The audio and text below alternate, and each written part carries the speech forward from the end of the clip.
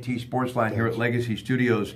Rich, before we talk the business of baseball and maybe some thoughts about Tito Francona, I just want to send my thoughts and prayers to your family on that recent tragedy and the loss of your son. Good afternoon. Well, thank you, Rob. The outpouring of support. Mike, my son, I don't know if the people know, he died in a car accident about a month ago in Dallas. He pulled off the side of the road to help somebody push their car across the road. It was about 11:30 at night, and he and another were helping push the car, and he saw the flash of light, and he thought enough. I don't know how he thought of this. He thought enough to grab the girl who never even knew, threw her out of the way, shielded her from getting hit, and of course he got the blunt of the car. So he died a hero, and the outpouring of support for him from people, of course, in the tri-state area, but geez, all over the country. People that in baseball, people that I went to school with 50 years ago. They read the story that Tim Kirchin wrote in the ESPN, a great article, and it was just unbelievable, unbelievable, and made us a lot stronger. Well, got too soon. But Terry Francona's father, Tito, had a very rich and life full of love, but still very tough to lose. A true baseball legend from the tri-state at the age of 84 yesterday. Your thoughts about Tito Francona, Rich? Well, when I was growing up here in Steubenville, I actually, before I became a Pirate fan, I was a Cleveland Indian fan, and I thought the name Tito Francona was the neatest name I've ever heard in my life.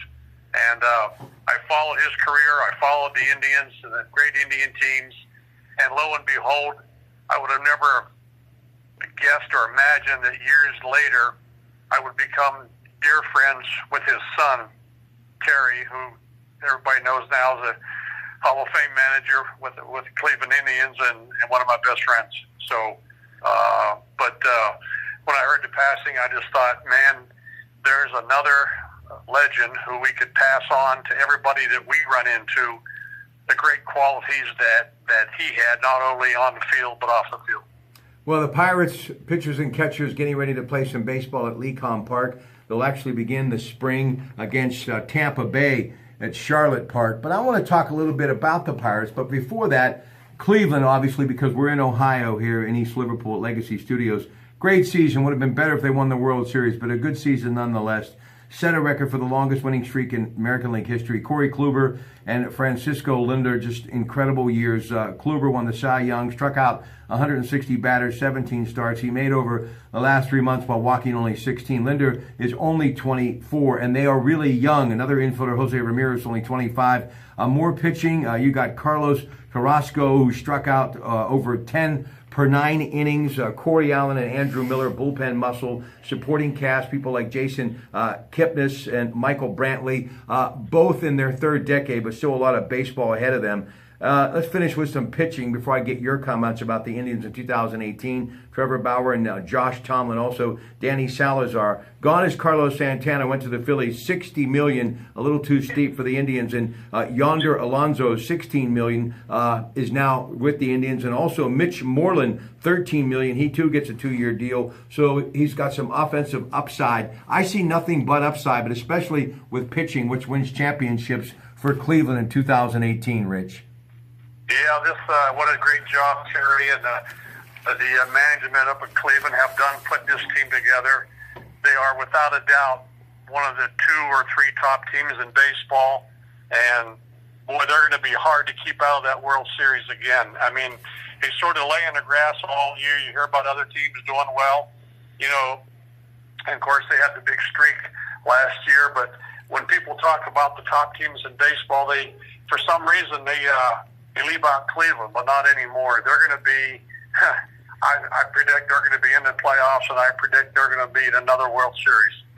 All right, now let's move over to the Pirates. Up next, our discussion with Rich Donnelly, longtime Major League Baseball coach and truly a huge part of Eastern Ohio, his hometown, Steubenville. Big fan of the Big Red, as I am of Rich Donnelly. McCutchen and Garrett Cole are gone. The Bucks simply need, what they need to do is to put it on the ball. Now, they did pick up Daniel Nava of the Phillies last year, 183 at-bats, 301 average, outfielder and first baseman. That's the only offense that they added during the offseason. The new philosophy, as I mentioned, bat to ball, hoping just to make something happen. Some statistics that kind of go a long way, Rich, in the conversation of the Pirates. Just really weeks into this whole spring training thing, we're going to be able to find out if any of this stuff is starting to actually work. As a team, they struck out 19.8% of the time. So thus the idea is putting the ball in play. Now, Jeff Branson, the hitting coach, his job is to make that happen. Now, he's helped people in the past like Andrew McCutchen, former Pirate, along with former Pirate Russell Martin, Starling Marte, and Neil Walker. Marte's still in the mix, but you enter Josh Bell, Gregory Polanco, Colin Morin, Max Moroff, and Jordan Luplow. Nava looks to be the opening day right fielder. Some of the other questions: can the combination of Adam Frazier, Jordy Mercer, and Francisco Cervelli hit more than 20 home runs? When you look at their pitching, Cole is gone. Big loss, no doubt. But Jamison Taillon, 8-7, 26 years of age. Ivan Nova, veteran Major League pitcher, 11-14. Still a lot of pitching left, 31. Chad Kuhl, for some reason, I still think this kid's got a lot of potential. 8-11 last year. Again, only 25. And another 25-year-old Trevor Williams, a Brault and Tyler Glasnow, a couple of other guys. And you got this top pitching prospect who may actually make some noise this year if he gets the opportunity. Mitch Keller could be the answer. So early observations of the Pirates as pitchers and catchers are in Florida. Rich Donnelly. Well, I think the strong point of the Pirates would be their pitching. I think it kept them in most of their games last year. Rob, I think the key number for the Pirates and the fans of the Pirates is the number 4. 4. You score 4 runs a game, you'll be over 500 probably and have a pretty good chance to win your division or the wild card and get into playoffs. Sounds easy. Sounds like, yeah, we can get 4 runs a night. Well, I'll tell you what, it's very hard to do. But if the Pirates can, like with Jeff Branson, who's a great hitting coach, if he can get the guys to put the bat on the ball, I think with the pitching that they had last year, you know, I think I looked up last year, and I'm thinking I might be off a little bit, but I'm not too far off. And Garrett Cole's 16 starts of the Pirates scored 2 runs or less. And that comes back to that number 4. You throw 4 out there for Garrett Cole, and he would have probably won 5 or 6 more games and had his record reversed. I don't look at the record. I look at the run support for pitchers, and I think, like I said, the number 4 is so vital. You got to fight like heck to scratch, to bunt, to hit and run, and get to that number 4. You get 4 in a ball game, you probably have a 70% chance to win the game. In closing, a lot of people don't understand the business of baseball, but you do. And I know it's tough that McCutchen and Cole are gone.